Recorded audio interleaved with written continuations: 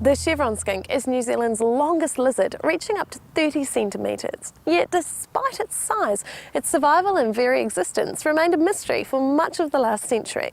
So how do you protect an animal that's so tricky to find? Let's find out more about this elusive and striking skink.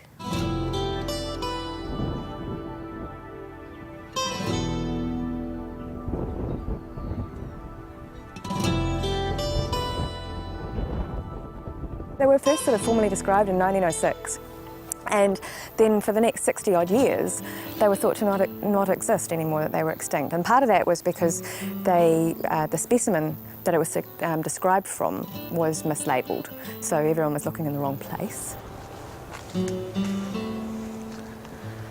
So this is it.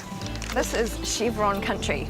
Right, and here by the creek. This is exactly what they like. Right. A little bit of dappled sunlight, bit of debris in the dam, just a debris dam made from, you know, bits of leaves, twigs and things that have fallen down off branches and collected in the sides of streams. Ideal habitat. And be tricky to find, I imagine. Really hard to find. They look exactly, Chevron skinks look exactly like a dead piece of tree fern leaf. Oh. Here's one. Oh. Yep. Yep. Oh. Okay. Okay. This guy's quite small. He's not very big. He's what we would call a sub-adult, like a teenager. Yep. He's probably 4 or 5 years old. You can see the markings he's got. They look just like the dead tree fern. This guy's lost his tail.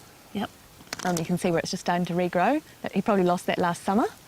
And it does grow quite slowly, but eventually it will grow right back. When they've got full tails, the tails are about 1.5 times the size of their body length. So they're very long and whip-like. And they are the longest lizard in the country. They are New Zealand's longest lizard.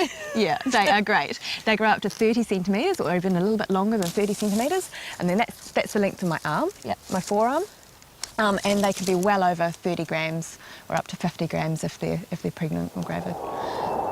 Okay, so we better take some measurements of this little guy, see whether we've caught him before. So I'll get you to hold him, Nikki. Yeah. The first thing we'll do is we'll take a photo. So we'll take that photo ID of the markings on his chin. And does it take you long going through the photos to work out whether this is Bob or Gary or Josephine? Or... Not at all. The markings are very specific. We need to measure him. Measure him, right. Measure from his nose to... The nose to vent length, snout to vent length. Snout to vent, otherwise known as SVL. 83 millimetres. We'll take his weight. Yep. So this measures 13.5 grams. And that's all that we need to do.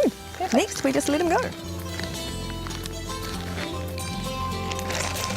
Halima really does have her work cut out for her on Great Barrier Island, trying to look for an animal that makes itself so hard to find.